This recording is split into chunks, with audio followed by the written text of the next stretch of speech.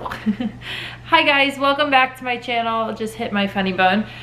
Today we're going to be continuing the series that I started a few weeks ago, focused on body image, and then we focused on healthy food relationships, and now we're talking about another aspect of sort of that mental game or mental struggle that I've had throughout my career, and something that I've always faced, which is pressure and handling pressure. So this is something, pressure I think is something that, in different ways kind of attributed to my body image issues or, my eating issues. But I think today we're going to take a different spin on it and focus less on how those pressures negatively affected me, but how I had different pressures in different stages throughout my life and what I did to kind of combat that. So while some of the pressure was negative and it manifested itself in negative ways, there were other ways where I handled pressure and turned it into a positive.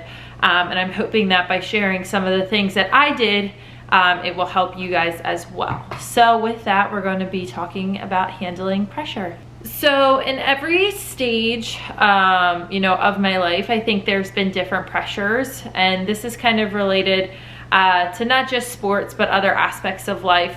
And I sort of broke it down into 4 stages: middle school, high school, college, and US, because I think those are the 4 stages of my athletic career, at least, that stick out to me the most. And within each one, different pressures presented.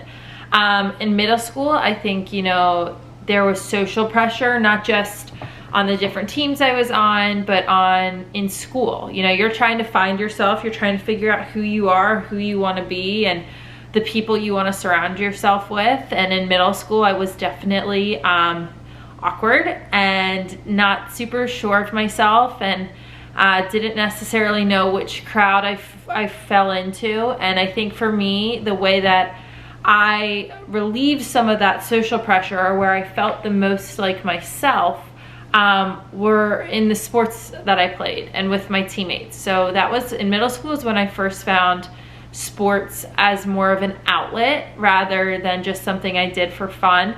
When I was on the soccer field, on the court, playing lacrosse, I was confident, I was sure of myself. I knew this is where I was supposed to be and where I felt really good. And, in the hallways of middle school or, out at recess, that's not where I felt sure. So for me, sports kind of gave me the confidence that necessarily I didn't find, socially, with all of the pressure to fit in middle school. So I think, my advice to everyone who's kind of struggling with that, especially in middle school, is one, middle school is so hard, but two, just you will find your place, and you will find, that place where you feel confident and sure. And that might be on a field, it might be on stage for theater or choir, it might be in the robotics lab, it might be, in the library reading, wherever that is. Finding your thing, will help you get through the tough middle school years. And everybody says after you get through middle school and high school, it's a lot better, and it really, really is. So for me, I think I turned social pressure and figuring out who I was, I found my identity in sports. In high school, things shifted a little bit. I think the pressure for me kind of, if I think about to high school, it peaked probably recruiting season. So summer before my junior year into junior year, that's what you've been playing for. That's what you've been working so hard for, is to get recruited and figure out who wants you and where you're going to end up. And between all of the camps and the showcases and figuring out what you want, but also who wants you, everybody is really tense and confused and worried, and there's a ton of pressure. And I think for me, I'm so fortunate to have had incredible teammates and coaches both in high school and club. And what they emphasized more than anything, especially during recruiting, which is such an individual process, is each other, and to focus on the team. And if you make the team better, then you're going to get recruited, you're going to get looks, you're going to find your place. And I think on top of that, having fun. My M&D team was one of the most fun teams I've been on and been around, and during our recruiting season, we were one of the top teams being recruited, and you would have thought that it would have ripped us apart and that we would have been really catty with each other and tense and focused on ourselves. But really, I think it brought us together, and we ended up just having so much fun, because I knew if Lauren Lee played well and I played well, you know, that helped Corinne play well, and that helped us all get looks, and we all worked together to give everybody the opportunity to shine and to get those looks from college coaches. And I think we succeeded in our recruiting processes because we were so focused on each other and the team and having fun, that it never really, you know, the pressure never got too big, and it ended up kind of going away. You know, we focused on having fun and being ourselves and pushing each other and, you know, putting the best lacrosse out there and competing, but it was never, our sole focus was never recruiting. And I think that having that kind of in the background helped relieve a lot of the pressure. You know, in college, I think freshman year, it's about figuring out, you know, where your place is and where you are on this team and what your role is. But I think, you know, the pressure for me really in college was after we won a national, or got to a national championship, even my freshman year, like getting back. So then you're trying to get back to the ACC championship. You're getting back to a national championship, but now you've won a national championship. So now you need to get back and win again. And then, you know, Wharton got piled onto that. And I think like getting back became the pressure, but at the same time, it also became the goal for us. So as our team, you know, our goal every year is to win a national championship. So once you've tasted it, you want to get back even more and do it again. And, you know, I think for us, like whether it was individual goals or team goals, you know, at the end of the day, focusing on us and focusing on what we needed to do as a group to get back made it much more bearable, but also so much more fun. You know, I think for me, you know, with Wharton, you know, people, obviously the media talks and, you know, they're like, will she do it 2 times? Will she do it 3? And I think, you know, after that first one, I'd be lying if I said, oh gosh, like there's pressure on me now.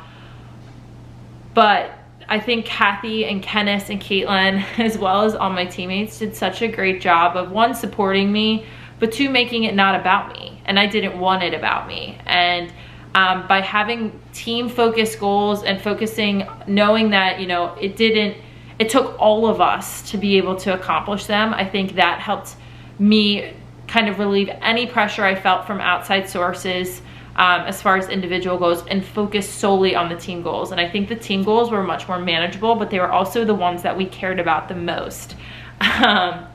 So I think for us, like getting back, you know, whether you're in an undefeated season, whether you're, you know, you've won an award for your job or your school, and like that's kind of your bar, getting back to that bar and continuing to raise the bar is tough. But when you do it with a group of people that you really love and focus on what you can do as an individual to make the group better and help the group get there, it takes a lot of the pressure off individual shoulders and puts it on everyone, which is like the best part about team sports in my opinion.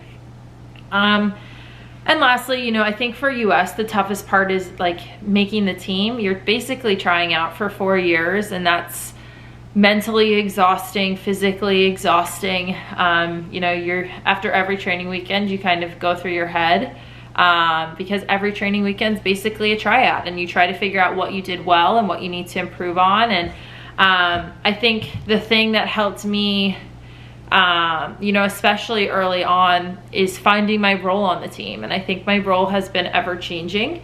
You know, in 2013, I was new, so I was very quiet. I was very much the follower. I was learning, I was listening, I was doing as I was told and trying to figure out the system and figure out what team I was trying out for. And then, you know, as the years go on, you start to understand what it means to be a part of the program and what tryouts are all about, from logistics to the mental game to everything. And I think, you know, in each year, roles evolve for everyone. And it's just about finding your role and finding what position you're in that will help the team and this program be successful. And so for me, you know, I didn't necessarily focus, you know, it's hard in tryouts especially to not focus on yourself, but if you can take that focus and shift it to what can I do to make the team better and to improve the overall quality of lacrosse being played, to improve the culture, to improve, you know, be the best teammate I can be coachable, finding that role, I think helps everybody in the process, whether they make it or not, whether it's through tryouts or you're, you know, making it through to the World Cup. Knowing that you're a part of something bigger and focusing on that and not too much yourself really helps relieve any pressure that you feel. Obviously it's tryouts, so there's pressure, and before, you know, every number reading where they read off who makes it after tryouts, you're obviously nervous, but I think, you know, everyone wants to be there and everyone's trying to fight and compete, and everybody finds a role within, you know, the training weekend, within the tryouts themselves, within a drill itself. And I think that helps relieve pressure, not just for myself, but for everyone. It's something that we talk about a lot, especially during tryouts.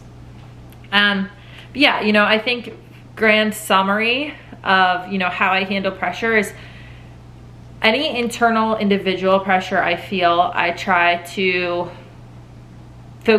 shift my focus from myself to the people around me. And that's a lot easier for me because I'm on a team sport and I play a team sport.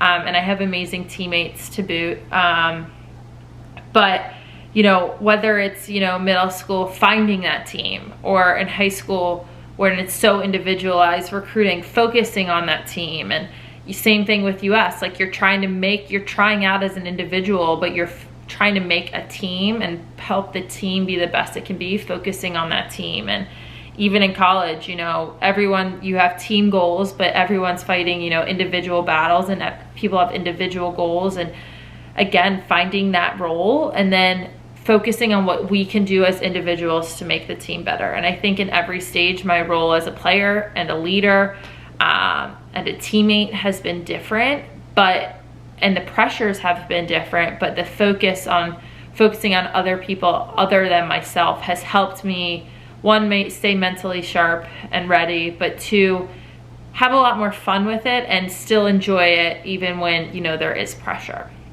So those are my tips and kind of what I found to be like the most pressured situations in every age group. I know we have a wide variety of people watching, and I hope this helps you guys. It helps me to just kind of talk about it and write about it and focus on kind of what I've done.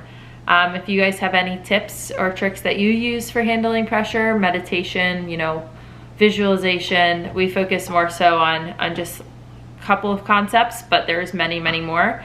Or if you have suggestions for my next videos, please comment below. Otherwise, thanks for watching and see you guys next week. Bye.